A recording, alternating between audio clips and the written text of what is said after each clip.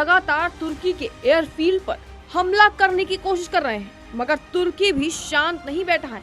जैसे जैसे रूसी ड्रोन उसके सामने आ रहे हैं, वैसे ही उसको कड़ा जवाब मिला। देखिए कैसे तुर्की रूस की एक एक हरकत पर नजर रख रहा है। तुर्की ने रूस को कड़ी चेतावनी दे दी है। चलिए आपको बताते हैं ये पूरा मामला। ट्रंप ने पूरी दुनिया में एक नई जंग सी छेड़ दी। रशिया को हर देश के खिलाफ भड़काने में ट्रंप कोई कसर नहीं छोड़। तो वहीं अब इस लिस्ट में तुर्की भी शामिल हो चुका है।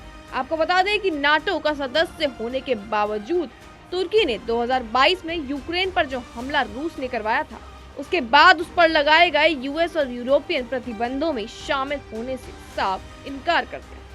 तो वहीं तुर्की के अधिकारियों ने उस समय कहा था कि अगर वो ऐसा करते हैं तो उनकी डोमेस्टिक स्टेबिलिटी हैम्पर है। अंकारा, जो कि तुर्की की राजधानी है, उसने खुद को मॉस्को और कीव के बीच मीडिएटर की तरह स्थापित किया है और उसने रशिया के साथ गैस और तेल का एक्सपोर्ट जारी रखा। हालांकि नई एलएनजी डील इस बात का इशारा कर रही है कि अंकारा मॉस्को के साथ चुपचाप अपनी इस डिपेंडेंसी को कम करने की कोशिश कर रहा है। इससे वो मॉस्को के साथ सीधी लड़ाई भी नहीं रखेगा और अपनी इस निर्भरता को कम करने की पूरी कोशिश करेगा। अब इससे ऐसा लग रहा है कि अपने इस फैसले की मदद से तुर्की ट्रंप को खुश करने की कोशिश कर रहा है। हालांकि तुर्की के इस डिसीजन से काफी कुछ बदल सकता है और रूस और ईरान के साथ उसके रिश्ते डगमगा सकते हैं। हालांकि अब तुर्की और रूस की ये जंग केवल इंपोर्ट एक्सपोर्ट तक ही सीमित नहीं है, बल्कि ये जंग एक नया मोड़ ले चुकी है। आपको बता दें कि रूसी ड्रोन द्वारा हवाई क्षेत्र के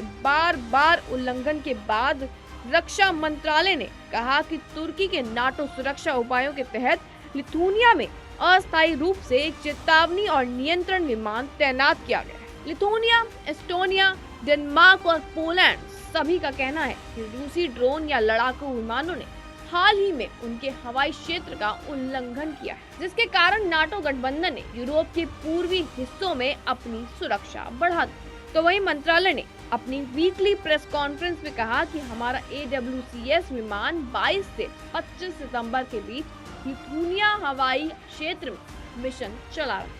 हालांकि आपको बता दें कि AWCS कम उड़ान वाले ड्रोन और बाकी चीजों का पता लगाने में सक्षम है, जिन्हें जमीनी रडार नहीं देख पाते। इसके बाद मंत्रालय की तरफ से कोई और जानकारी नहीं दी, मगर पोलैंड ने कुछ ड्रोनों को मार गिराया है और लिथुनिया के संसद में मंगलवार को सशस्त्र बलों को अपने हवाई क्षेत्र का उल्लंघन करने वाले किसी भी मानव रहित ड्रोन को मार गिराने की अथॉरिटी दे दी।